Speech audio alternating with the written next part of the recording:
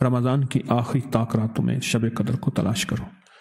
اور بعض بڑی بڑی ہستیاں صاحب نظر، صاحب دل، اہل کشف سے یہ بات ثابت ہے کہ ہم نے شب قدر کو سارا سال میں دیکھا اور سب سے زیادہ شب جمعہ میں دیکھا۔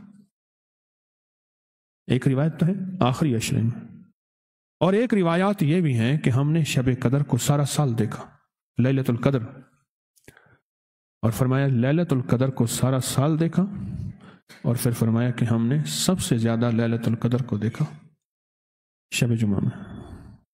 کیا پتہ کون سی شب جمعہ ایسی ہو جو آج لیلۃ القدر ہو، کون سی شب جمعہ ایسی ہو جہاں قبولیت کے فیصلے، محبوبیت کے فیصلے، مقبولیت کے فیصلے، صحت اور تندرستی کے فیصلے، علم اور تونگری کے فیصلے، وقار اور شان و شوکت کے فیصلے۔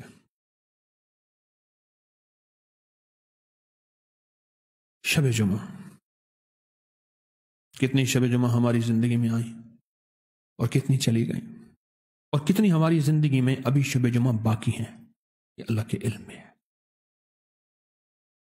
یہ اللہ کے علم میں کہ ہماری زندگی میں ابھی کتنی شب جمعہ باقی ہیں، اور اس کے بعد پھر ہمیں شب جمعہ نہیں ملے گی، اور اس کے بعد ہمیں شب جمعہ نہیں ملے گی۔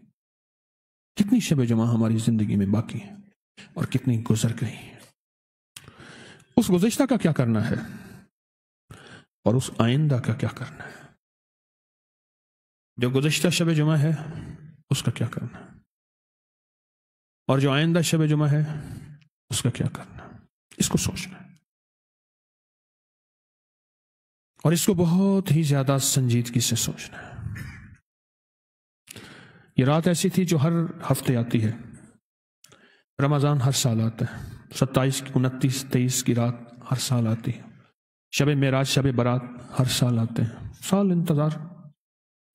عید کی رات لیلۃ الجائزہ ہر سال آتی ہے، انتظار اور مسلسل انتظار۔ سال کہتے ہیں، مقدر کا پتہ نہیں، لیکن یہ واحد رات ہے جو ہر ہفتے آتی ہے، یہ واحد رات ہے جو ہر ہفتے آتی ہے۔